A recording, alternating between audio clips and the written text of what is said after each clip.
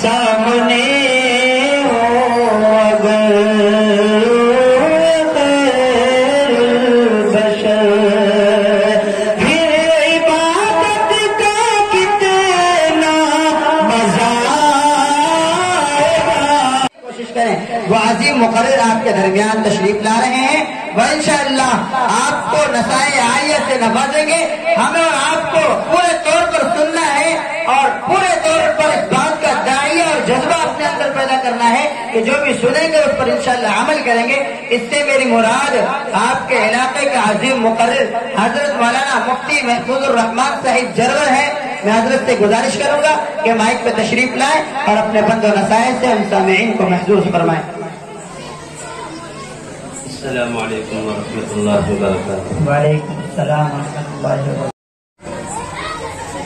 الحمد لله نحمده ونستعينه ونستغفره ونؤمن به ونتوكل عليه ونعوذ بالله من شرور أنفسنا ومن سيئات أعمالنا،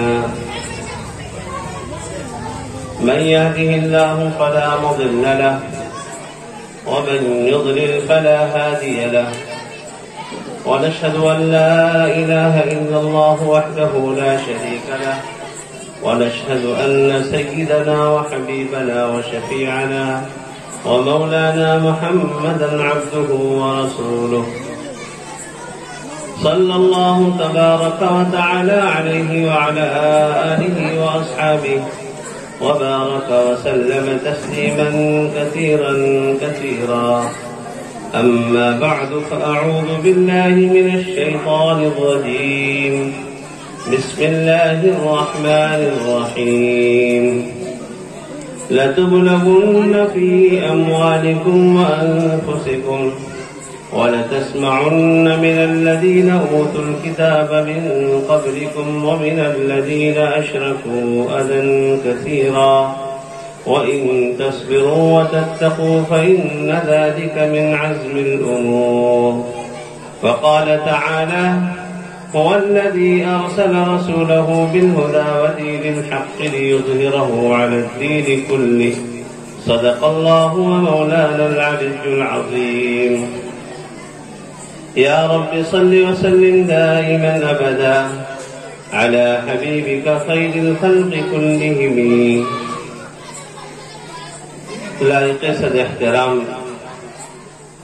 اسٹیج پر رونق افروز انتہائی باوقار علماء کرام، بزرگوں اور نوجوان دوستوں، باعزت ماؤں اور بہنوں، ابھی آپ مجھ سے پہلے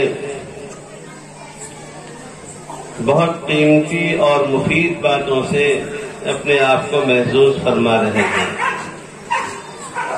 اور میں نے بات بھی اس ملک کے انتہائی مقتدر علماء کرام کا تفصیلی خطاب ہونا ہے۔ تھوڑی دیر کے لیے مجھے بھی حکم ملا ہے میں آپ کے درمیان حاضر ہوں، دعا فرمائے کہ رب کریم کچھ کام کی ضروری اور مفید باتیں کہنے کی توفیق عطا فرمائے۔ آج اس پرفتن دور میں جہاں ہم اور آپ بے شمار مسائل سے دوچار ہیں، سب سے اہم مسئلہ یہ ہے کہ ہمارے تئیں اللہ تبارک و تعالی نے دوسروں کے دلوں میں نفرت پیدا کر دی۔ وہ لوگ جو آج سے کچھ سال پہلے ہمیں اپنے سروں پر بٹھاتے تھے، آج اپنے پیروں میں جگہ دینے کو تیار نہیں۔ جو ہم سے محبت کرتے تھے آج ہمارے دشمن بن گئے۔ یہ دشمنی اور دوستی کہاں سے پیدا ہوتی ہے؟ اللہ کے نبی صلی اللہ علیہ وسلم کا ارشاد ہے: ان قلوب بنی آدم بین اصبعین من اصابع الرحمن، کہ تمام انسانوں کے دل اللہ کی 2 انگلیوں کے بیچ میں ہیں۔ اللہ جدھر چاہتا ہے پھیرتا ہے۔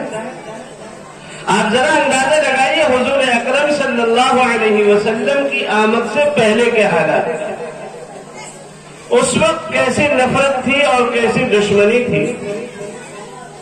ایک باپ، ایک ماں، جن کے لیے اولاد سے زیادہ عزیز کوئی انسان نہیں ہوتا، ماں اور باپ اپنے پیدا ہونے والی بچی کو زندہ دفن کر دیا کرتے۔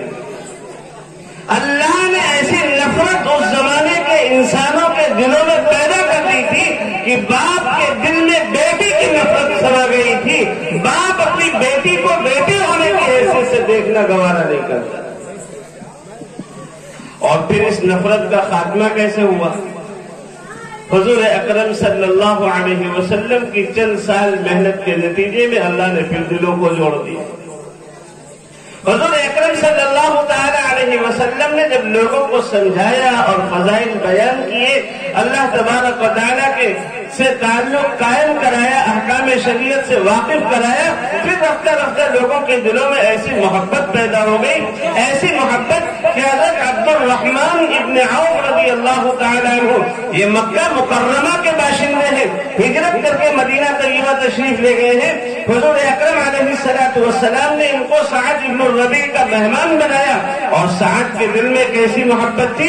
سعد خود کہتے ہیں، اے عبد الرحمن ابن عوف، مجھے اللہ نے انصار میں سب سے زیادہ مال دیا ہے، میرے پاس باغات ہیں، میرے پاس کھیتیاں ہیں، میرے پاس روپیے پیسے ہیں، میرے پاس زمین جائیداد ہے۔ اے عبد الرحمن، یہ باغ ہے، آدھا تم لے لو اور آدھا ہمارا، یہ کھیتیاں ہیں، آدھی تم لے لو آدھی ہماری، یہ روپیے پیسے ہیں، آدھا تمہارا آدھا ہمارا، یہ گھر ہے، آدھا تمہارا آدھا ہمارا۔ اللہ کے نبی علیہ السلام کی محنت کے نتیجے میں چند سالوں کے اندر ایسی محبت دلوں کے اندر پیدا ہو گئی کہ ایک انسان دوسرے انسان کو آدھی جائیداد دینے پر آمادہ ہو چکا۔ یہ نفرت اور محبت کیسے پیدا ہوتی ہے؟ آپ اس زمانے کا ذرا جائزہ لیں۔ اس دور کے جو مسلمان تھے، اسلام کوئی 1400 سال پہلے سے تو آیا نہیں، کوئی ایک ایسا اسلام کے ماننے والے 1400 سال پہلے سے ایسا نہیں۔ سب سے پہلے انسان جو اس دنیا کے اندر آیا ہے حضرت آدم علیہ السلام، اور مسلمان ہے، اللہ کے پیغمبر۔ اور پھر اسی طرح سلسلہ چلتا رہا۔ کان الناس امۃ واحدہ، مفسرین لکھتے ہیں کہ 1000 سال تک پوری دنیا شرک سے پاک رہی، دنیا میں کفر نہیں ہوا۔ پھر دھیرے دھیرے لوگوں میں کفر پیدا ہوا، اللہ سے دوری پیدا ہوئی، پیغمبر آتے رہے، سمجھاتے رہے، آتے رہے، سمجھاتے رہے۔ تو حضور اکرم صلی اللہ علیہ وسلم سے پہلے کے مسلمان جو حضرت موسیٰ علیہ السلام پر ایمان رکھتے تھے، ان کو اللہ کا نبی تسلیم کرتے تھے، اور اللہ کی بھیجی ہوئی آسمانی کتاب تورات پر عمل کرنے کا دعویٰ کرتے تھے۔ اسی طرح کچھ لوگ حضرت عیسیٰ علیہ السلام کو اللہ کا سچا نبی تسلیم کرتے تھے، اور عیسیٰ علیہ السلام پر جو کتاب نازل ہوئی انجیل، اس پر عمل کرنے کا دعویٰ تھا۔ ان کی حالت کیسی ہو گئی تھی؟ قرآن پاک میں تو سب کچھ بیان کیا گیا۔ آج افسوس تو صرف اس بات کا ہے کہ ہمارے پاس قرآن پڑھنے کا وقت نہیں، نہ قرآن کی تلاوت کا وقت ہے، اور اگر تلاوت کا وقت ہے تو قرآن سمجھنے کا، اس کا ترجمہ اور اس کی تفسیر پڑھنے کا اور علماء سے پوچھنے کا ہمارے پاس وقت نہیں، ٹائم ہی نہیں۔ تو قرآن پاک میں اللہ تبارک و تعالیٰ نے اس زمانے کے مسلمانوں کے حالات کو بیان کیا۔ کیا فرمایا؟ ثم انتم هؤلاء تقتلون انفسكم وتخرجون فريقا منكم من ديارهم تظاهرون عليهم بالإثم والعدوان وإن يأتوكم أسارى تفادوهم وهو محرم عليكم إخراجهم۔ فرمایا کہ تم تو ایسے لوگ ہو، یہ اس زمانے کے مسلمانوں کو خطاب، کہ تم تو ایسے لوگ ہو کہ تمہارے اندر برائیاں بھی ہیں اور اچھائیاں بھی ہیں۔ برائیاں کی کہ آپس میں تمہارے اندر دشمنی، نفرت، تم ایک دوسرے کو قتل کر دیتے ہو، اور ایک دوسرے عام انسان کی بات پہ تم نے پیغمبروں کو قتل کیا، اور تم ایک دوسرے کو اس کے گھر سے نکال دیتے ہو، اور پھر فرمایا اگر تمہارا ساتھی کوئی قید ہو جائے تو چندہ لے کر اس کو چھوڑا بھی لاتے ہو۔ یہ اچھائی بھی تمہارے اندر ہے۔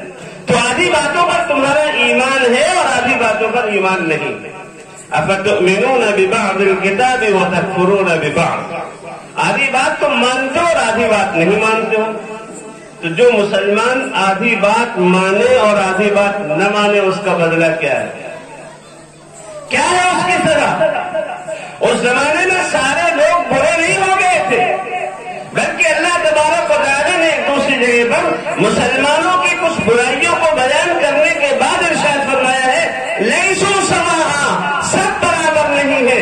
من اہل الکتاب امۃ قائمہ یتلون آیات اللہ آناء اللیل وهم یسجدون یؤمنون باللہ والیوم الآخر ویأمرون بالمعروف وینہون عن المنکر ویسارعون فی الخیرات واولئک من الصالحین۔ اللہ کا فرمان ہے سب برے نہیں ہیں، بلکہ کچھ لوگ ایسے ہیں جو شب بیدار ہیں، راتوں کو اٹھ کر اللہ کے سامنے پوری پوری رات سجدے میں گزار دیتے ہیں، اللہ کے آیات کی تلاوت کرتے رہتے ہیں، اللہ پر ان کا ایمان بھی ہے، وہ بھلائیوں کی ترغیب دیتے ہیں، بھلائیوں کو عام کرنے کی کوشش کرتے ہیں اور برائیوں کو مٹانے کی کوشش کرتے ہیں، ہر بڑے کام کی طرف سرکت کرتے دوڑتے ہیں، اور وہ نیک لوگ ہیں۔ تو اس وقت اچھائیاں بھی تھی اور برائیاں بھی تھی، لیکن اس زمانے کے مسلمانوں کی برائیاں ان کے اچھائیوں پر اور اس زمانے کے برے لوگ اچھے لوگوں پر غالب آ چکے تھے۔ تو اللہ کا فرمان کیا ہے؟ فما جزاء من يفعل ذلك منكم الا خزي في الحياة الدنيا ويوم القيامة يردون الى اشد العذاب وما الله بغافل عما تعملون۔ سنو مسلمانوں، اگر تمہارا ایمان آدھی شریعت پر ہے اور آدھی شریعت پر تمہارا ایمان نہیں ہے تو تمہارا بدلہ اس کے سوا کچھ نہیں ہو سکتا ہے کہ دنیا کے اندر تم کو ذلیل کیا جائے گا اور مرنے کے بعد قیامت کے دن سخت سے سخت عذاب میں گرفتار کیا جائے گا، اور اللہ تمہارے کسی عمل سے بے خبر نہیں۔ تو اللہ تبارک و تعالیٰ کے احکامات سے جب دوری ہوتی ہے مسلمانوں کی بالخصوص، اللہ دنیا میں ذلت کے فیصلے کرتا ہے۔ آج ہم ذرا غور کریں کہ ہمارے حالات کیسے بد سے بدتر ہوتے چلے جا رہے ہیں۔ آج ہمارے دین تو وہی ہے جو ہمارا سماج کہتا ہے، ہم اسی سنت پر عمل کرتے ہیں سماج جس کی اجازت دیتا ہے، اسی عمل کو گناہ سمجھتے ہیں سماج جس کو گناہ سمجھتا ہے۔ ہمارا معاشرہ، ہماری سوسائٹی جسے غلط سمجھتے ہیں غلط سمجھتے ہیں، ہمارا معاشرہ، ہماری سوسائٹی جسے اچھا سمجھتے ہیں اسے اچھا سمجھتے ہیں۔ آج یہ حال ہو گیا ہے ہمارا، بے شمار مثالیں ہیں اس کی۔ میں ایک مثال سے یہ بات سمجھا رہا ہوں۔ شادی بیاہ ہوتی ہے بھائی، ادھر بھی رسم ہے ہمارے علاقے میں بھی کہ لڑکی کی شادی میں خاص طور پر، اور بعض جگہوں پر تو اب لڑکے کی شادی میں بھی ایسا ہونے لگا کہ شادی کا اور دوسری طرف ٹوکن کاٹنے والے بیٹھے جو نیوتا لکھتے رہتے ہیں، اور نیوتا دینے کو لوگ تعاون سمجھتے ہیں کہ صاحب ہم نے مدد کر دیا۔ دینے کی کئی شکلیں ہو سکتی ہیں، بھائی آپ نے کس نیت سے دیا ہے؟ اگر آپ اسے مان لیں ہدیہ ملا ہے، آپ دیتے ہیں تو پھر ملنے کی بھی امید ہوتی ہے نا۔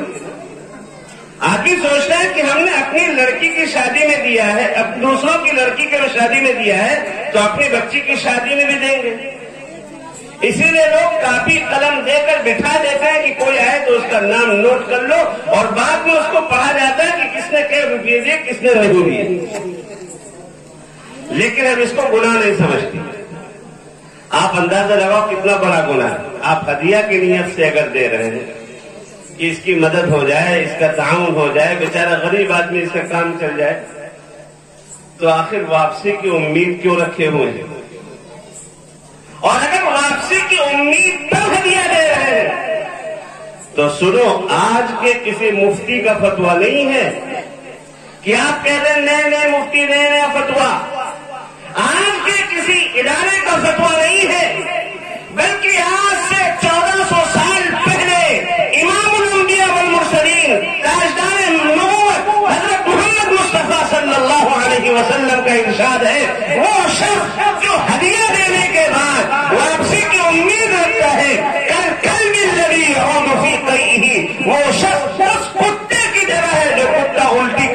بعد چاٹ جائے. ایسی بدترین مثال ہے اس شخص کی. آپ ہدیہ دے رہے ہیں اور ہدیہ دینے کے بعد میں پھر واپسی کی بھی امید ہے. عزت جب ہمارے یہاں شادی ہوگی تو دے گا. ہم نے بہت تقسیم کر رکھا ہے. ہماری ایک بیٹی ہے اور ہم 50 گھروں میں گئے ہیں. ہم نے نیوتے کی رقم لکھائی ہے. جب ہم نے شادی کی اپنی بچی کی, لوگوں کو پوچھیں گے نہیں تو نیوتا کیسے آئے گا؟ جب بچی کی تاریخ ہوگی لوگوں کو بلائیں گے, لوگ دے کر جائیں گے اور اس کو باقاعدہ ڈائری میں نوٹ کیا جائے گا.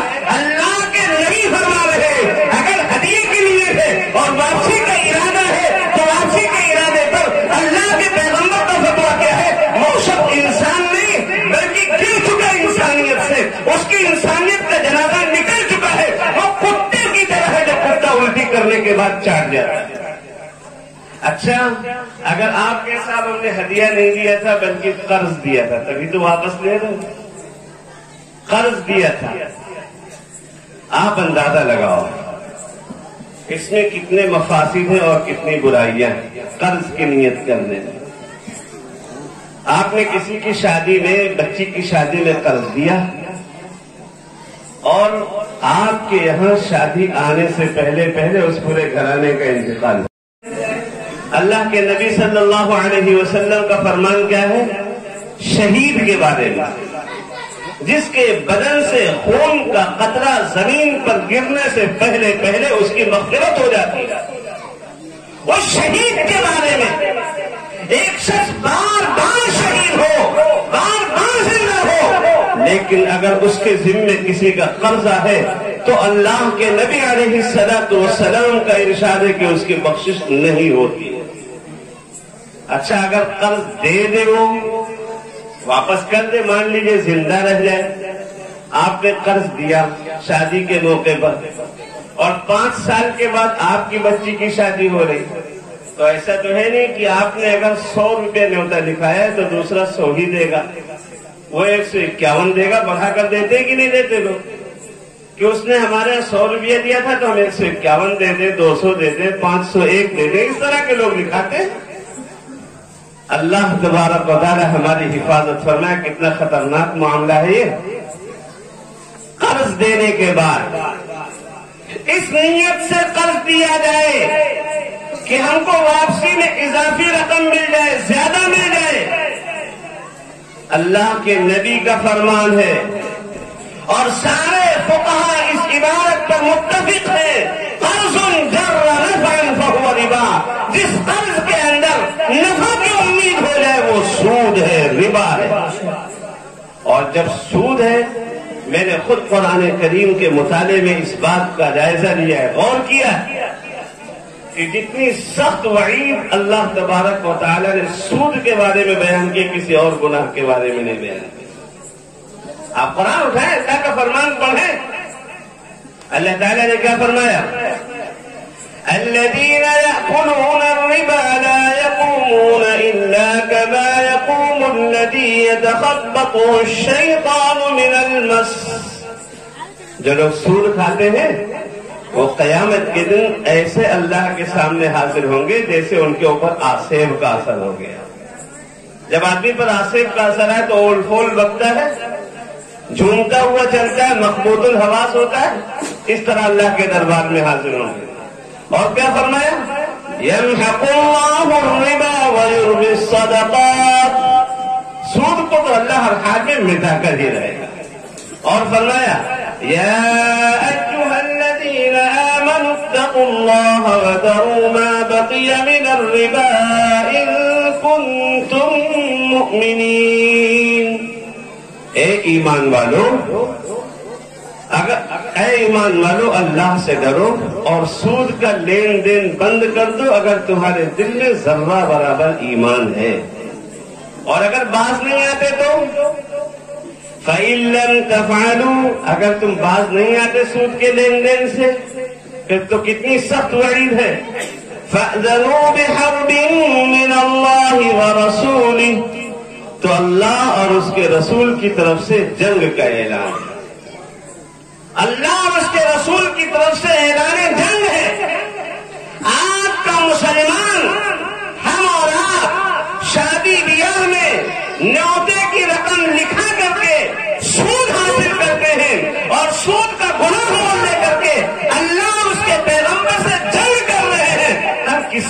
کی امید رکھیں آپ. اس لیے آج طے کرو یہاں پر بیٹھنے والوں، انشاءاللہ آج سے دیں گے نہ لیں گے. انشاءاللہ ہاتھ اٹھا کر بتاؤ کون دے کون نہ دے گا نہ لے گا. کسی کی بھی شادی ہو، کوئی ناراض ہونے دے دو، کوئی خفا ہونے دے دو. یاد رکھیے ساری دنیا خوش ہو جائے، اگر اللہ ناراض ہو گیا تو قبر کے عذاب سے ہمیں ساری دنیا نہیں بچا سکتی. ساری دنیا ناراض ہو جائے، اللہ خوش ہو گیا تو قبر کی نعمتوں کو ساری دنیا چھین نہیں سکتی. ہمیں اپنے قبر میں اکیلے سونا ہے.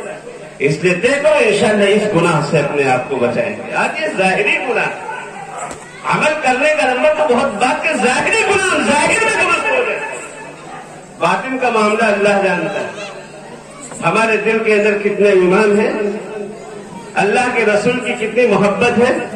یہ ربیع الاول کا مہینہ چل رہا ہے، خدا بھلا کرے چائنا والوں کا کہ انہوں نے لائٹیں بنا لی جس سے عشق رسول کو ہم ظاہر کر دے رہے، ورنہ مسلمان کا کردار، مسلمان کا کیریکٹر، مسلمان کے اعمال، ان کے صبح، ان کا شان، ان کے معاملات، ان کی عبادات، ان کی سماجی زندگی، ان کی معاشرتی زندگی، ان کی انفرادیت، ان کی اجتماعیت، ان کی زندگی کا کوئی حصہ ایسا نہیں جس سے پتہ چل جائے کہ اللہ کے پیغمبر کا عاشق اور نبی کا دیوانہ. آج میرے بھائیوں ہمیں اس معاملے میں پر دھیان دینے کی ضرورت ہے. ہم کتنا بڑا گناہ کر رہے ہیں، اور گناہ کیوں کر رہے ہیں؟ کیونکہ ہمارا سماج اس کی اجازت دیتا ہے، ہمارا معاشرہ اس کی اجازت دیتا ہے، ہماری سوسائٹی میں اس کو گناہ نہیں سمجھا جاتا تو ہم گناہ کیسے سمجھ سکتے ہیں؟ یاد رکھیے سوسائٹی گناہ سمجھے یا اچھا کام سمجھے، جو گناہ ہے وہ گناہ ہے، جو اچھی باتیں وہ اچھی باتیں ہیں. اللہ کے پیغمبر علیہ الصلوۃ والسلام جب مکہ مکرمہ میں ظلم و ستم سے پریشان ہو کر طائف جاتے ہیں دعوت دینے کے لیے، وہاں پر بھی آپ کے پیروں پر پتھروں کی برسات ہوتی ہے، بدن سے خون جاری ہو جاتا ہے، جوتے خون سے بھر جاتے ہیں. آقا جب واپس تشریف لاتے ہیں، ایک جگہ پر بیٹھ کر دعا کے لیے ہاتھ اٹھاتے ہیں. اس میں کیا کہتے ہیں؟ اللہم الیک اشکو ضعف قوتی وقلت حیلتی وہوانی علی الناس. الہ العالمین میں تجھ سے اپنی کمزوری کی شکایت کر رہا ہوں. اے اللہ اگر آپ ناراض نہیں ہیں، آپ راضی ہیں تو ساری دنیا کچھ بھی کرتی رہے میرے ساتھ، دنیا مجھے کچھ بھی کہتی رہے، دنیا کے کہنے اور کرنے کی مجھے کوئی پرواہ نہیں. اس لیے یہ طے کرو انشاءاللہ ہم سچے پکے مسلمان ظاہری اعتبار سے بھی بنیں گے. تو میں کیا عرض کر رہا تھا کہ جب مسلمانوں کے اعمال خراب ہوتے تو اللہ دلوں میں نفرتیں پیدا کرتا ہے. تو آج نفرت ہے دلوں میں کہ نہیں؟ آج اللہ نے نفرتیں پیدا کر دی کہ نہیں پیدا کر دی؟ اللہ تبارک و تعالیٰ کے بندے بن جائیں، اللہ رب العزت کی بندگی بڑھا دیں، اللہ کے آخری پیغمبر حضرت محمد صلی اللہ علیہ وسلم کی غلامی پر آ جائے، اللہ تبارک و تعالیٰ محبت میں ڈال دے گا. اللہ کے نبی نے کیا فرمایا؟ اذا عظمت امتی الدنیا نزعت منها ہیبت الاسلام. میری امت کے دل میں جب دنیا کی عظمت پیدا ہو جائے گی کہ جو کچھ ہے بس دنیا میں ہے، ہمارے رشتہ دار ناراض نہ ہوں، ہمارے فلاں ہم سے خوش ہو جائیں، اللہ تبارک و تعالیٰ کی خوشنودی اور ناراضگی کی کوئی فکر نہیں رہے گی، ان کا دل اللہ کے ڈر سے خالی ہو جائے، تو اللہ کے پیغمبر کا فرمان کیا ہے؟ نزعت منها ہیبت الاسلام، کی اسلام کا روح، اسلام کا دبدبہ بالکل ختم ہو جائے، اسلام کی ہیبت نکل جائے. اللہ کے ہیبت کے ذریعے، روح کے ذریعے اللہ نے میری مدد کی ہے. اور حضرت عمر رضی اللہ تعالیٰ عنہ، اور اس کے بعد بزرگان دین، اس کے بعد اولیاء کرام، متبعان شریعت، ان سب کے زمانے میں اللہ تبارک و تعالیٰ نے دین کی وجہ سے روح پیدا کیا تھا. دنیا ہیبت آتی تھی جب انہوں نے عمل کیا تھا. آج مسلمانوں نے اندر سے بھی اپنے آپ کو کھوکھلا کر دیا اور باہر سے بھی عمل کو چھوڑ دیا ہے. اللہ تبارک و تعالیٰ نے اسلام کی ہیبت نکال دی.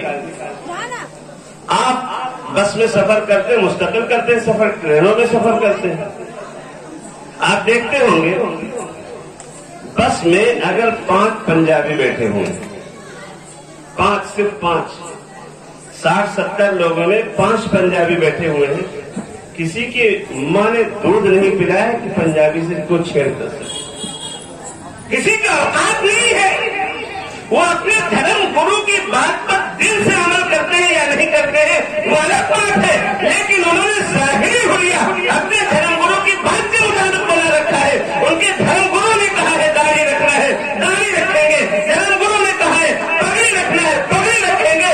انہوں نے ظاہری طور پر اپنے مذہب کے پیشوا کی بات مانی ہے۔ اللہ تبارک و تعالیٰ نے ان کو دنیا کے اندر یہ عزت دی ہے کہ 5 ایکڑ بیٹھے ہوئے پوری بس میں کسی کے اوقات نہیں کون سے چھیڑخانی کر سکے۔ اور آپ کتنے ہوتے ہیں؟ 25، آپ 30 ہوتے ہیں، 50 ہوتے ہیں۔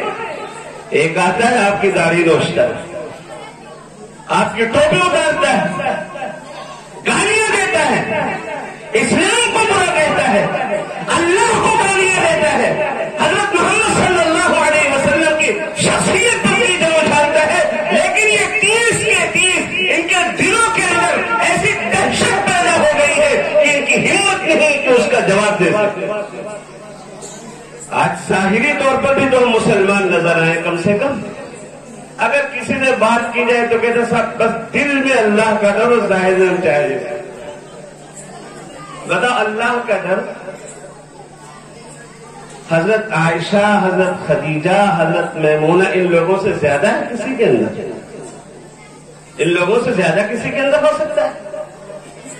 آج بات کرو کہ صاحب آپ کی بچی بڑی ہو گئی، بالغہ ہو گئی ہے، اب اسے پردے میں رکھیے، لڑکیوں کو سمجھاؤ، ماں بہنوں کو سمجھاؤ، کہتے ہیں بس دل کے اندر اللہ کا ڈر ہو، باہر کسی چیز کی کوئی ضرورت نہیں، باہر چاہے جیسے رہے۔